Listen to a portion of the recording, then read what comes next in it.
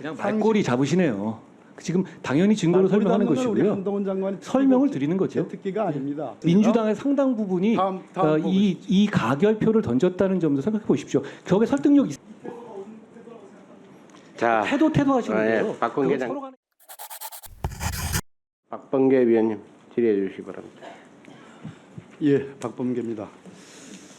그럼 유창훈 판사가 영장 기각한 거에 대해서 우리 한동훈 장관은 어떻게 생각하십니까? 그러면 그 방대한 양의 기록을 영장 전담 판사가 하루 동안에 보고 결정을 내렸다. 그러면 부실한 결정이라고 판단하는 거예요? 영장 재판의 본질이 그렇습니다. 그렇기 때문에 거기에 대해서 게다가 이것은 죄가 인정된다고 하더라도 어떤 방향으로 기속되는 것은 아니고 죄가 인정되더라도 여기서 유창훈 판사도 얘기했다시피 뭐 위증죄는 인정된다는 취지 아니었습니까? 그러면 인정된다 하더라도 기각할 수 있는 무제한의 재량이 있는 겁니다. 거기에 대해서 저는 그 판단을 존중하고 다만 이게 수사 과정일 뿐이고 중간 과정일 뿐입니다. 본 재판에서 결정될 거라고 생각합니다. PPT 한번 보시죠. 지금 방금 전에 김의겸 의원 질의에 장관께서 증거를 하나하나 거시하는 것은 적정하지 않다. 여기서는 그렇지 않다는 말씀입니다. 체포 동의안을 설명하는 당시에서는 당연히 할 수 있는 겁니다. 할 수 있는 겁니까? 그게 할 수 있다는 근거가 과연 있는지 한번 봅시다.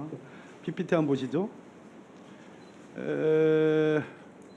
지금 말씀하신 것처럼 체포 동의안은 말 그대로 헌법상의 국회의원이 갖는 불체포 특권을 극복해서 판사가 정한 영장실질심사 기일에 당의 피의자가 출두하게 하는 것을 목적으로 하는 거 맞죠? 불체포 특권이 있기 때문에 그것에 대해서 설명할 기회를 부여하는 면도 있다고 생각합니다. 그날 체포동의안 많은 야당 의원들의 항의 속에서 끝까지 고집하시고 발언한 소위 증거관계에 대한 설명입니다. 후원금 내역, 거래 내역, 김인섭의 지인 2명의 진술, 김인섭, 유동규 등 측근들의 일관된 진술 제가 등 당시에 방해로 제대로 끝까지 말을 못했습니다. 끝까지 좀 들어보세요. 제 말씀 질문 다 하면 답을 하세요. 그렇게 성급히 하지 마시고. 자, 그 다음 내용 보시죠. 제가 준비해온 내용은 범죄 혐의 내용을 설명하는 것과 자 여기까지 좋습니다. 그런데 이 범죄 혐의를 뒷받침하는 상세한 증거 내용들의 일부였습니다. 이렇게 해서 증거를 설명하셨습니다. 맞죠? 제가 말 내용 기억 안 납니다만 뭐 제대로 적어오신 건 맞을 겁니다. 예.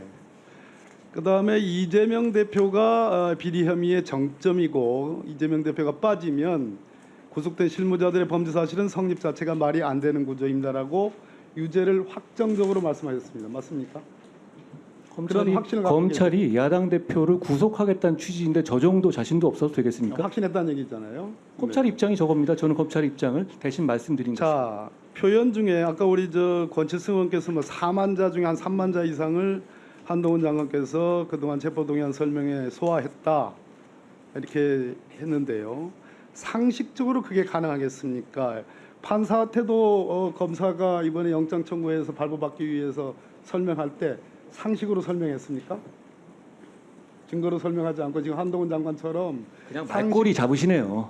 지금 당연히 증거로 설명하는 것이고요. 한동훈 장관이 설명을 드리는 거죠. 특기가 아닙니다. 예. 자, 상식적으로 그게 가능하겠습니까라는 표현이 한나라의 법무부 장관으로서 가치 중립성을 표방하고 객관성을 대표하는 법무부 장관이 적어도 국민과 국회의원을 상대로도 반드시 체포동의안이 통과되기를 원한다라는 그 설득력의 신뢰가 있으려면 보다 더 가치 중립적이고 객관적이어야 되는데 이렇게 이건 상식입니다라고 얘기하는 정도의 수준 그거 가지고 과연 판사가 설득이 될까요? 판사 설득은 이제 검사들이 할 것이고요. 그럼 증거 판단을 하는 건 당연히 상식으로 하는 것입니다. 상식이 아니면 어떻게 증거를 판단하나요? 증거 다음에 상식이죠. 그래서 자 장관 제가 그렇게 말씀드렸잖아요. 증거 많지만 상식을 말씀드렸잖아요. 그렇죠? 들어보세요. 감정이 많이 투입됐다고 생각하지 않으세요? 그날 이재명 대표에 대한 첫 번째 체포동의안은 물론이고 두 번째 체포동의안은 우리 한동훈 장관이 갖고 있는 객관성은 전혀 없는 사람입니다. 오로지 자신의 판단과 주장만 중요하고 남의 의견은 경청하지 않는다. 가볍기 그지없다라는 그러한 한동훈 장관의 모습에서 연민의 정 같은 건 따지기 필요도 없이 국민에 대한 설득력, 대법원에 대한 설득력을 스스로 훼손하는 거 아닌가라는 저 개인적인 판단을 들었는데 제가 잘못 판단한 겁니까? 위원님 개인적 판단이고요. 그리고 자, 그럼 게다가 알겠습니다. 민주당의 상당 부분이 다음 이 가결표를 던졌다는 점도 생각해 보십시오. 저게 설득력 있으니까 자, 가결표 던진 거 아닌가요? 왼쪽 PPT는요. 왼쪽 장면은 대통령이 국회에 보낸 체포 동의안이고요. 오른쪽 거는 서울중앙지법 영장전담 판사 유창원 판사가 보낸 한 장짜리 체포 동의 요구서입니다.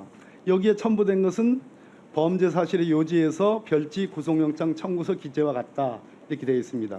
한동훈 장관님, 검찰이 영장을 청구하면서 별지 구속영장 청구서에 한동훈 장관께서 설명하신 그 증거 관계의 하나하나가 들어가 있습니까? 구속을 필요한 사유 들어가 있지 않아요. 들어가 있습니다. 안 구속을 들어가 필요한 사유에. 안 들어가 있습니다. 제가 아까 그래서 일부러 그 부분을 집어넣은 거예요. 아까 상식 말한 그 아닙니다. 말꼬리 말씀하시는 아닙니다. 거예요? 아까 대부분 들어가 있습니다. 계좌 추적 내역, 누구의 진술 이런 부분은 들어가 있지 않아요. 자, 뭐 우기시니까 자 다음 보십시오. 한동훈 장관께서 국회 체포동의안을 설명할 때 근거로 삼는 게 국회법 제93조입니다. 안건 심의조항. 위원회의 심사를 거치지 아니한 안건에 해당하죠. 한동훈 장관은 이때 국회의원들을 상대로 체포동의안을 설명할 때 검사로서 설명합니까? 아니면 검사의 무엇으로 설명합니까? 검찰의 입장을 대변해서 그 취지를 설명하는 겁니다. 왜냐하면 자, 예? 그러면 법무부 장관은 검찰 사무의 최고 감독자 그 입장으로서 대변하는 거죠. 지금 이 상황에서는 들어보세요.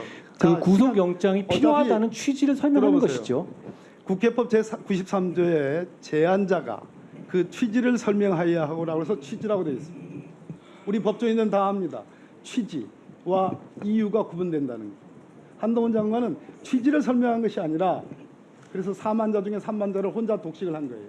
취지를 설명한 것이 아니라 소위 우리가 말하는 청구 취지, 청구 이유 할 때의 그 이유 정도가 아니라 그것을 몇 배나 뛰어넘는 심지어 본인의 태도 증거, 감정 증거, 이재명 당대표를 하나의 단순한 피의자로서 설명하는 것이 아니라 정적, 한 정파의 선봉장처럼 감정이입을 해서 설명을 했다는 것의 제 핵심입니다. 이것은 국회법 그 위원님 의견이십니다.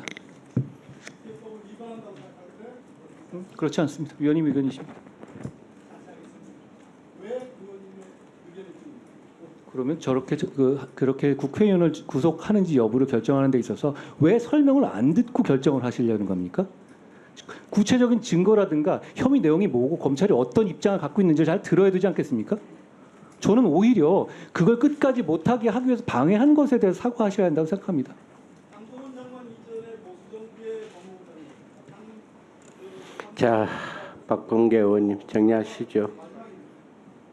포함해서 한동훈 장관처럼 저희들이 그러면 무지몽매하고 아니면 설득력이 없기 때문에 보수정부의 장관이나 진보정부의 장관이나 국민들 향해서 국회의원들을 향해서 적어도 1분 내지 2분 이내의 체포 동의안 여야를 하는 더 열심히 하셨어야 한다고 생각합니다. 이 태도가 옳은 태도라고 생각합니다. 자, 태도 하시는 거예요. 예, 박근혜 그건 서로 간의 입장이 의원님. 있는 거예요. 예. 자, 정리하십시오. 자, 유상범 의원님.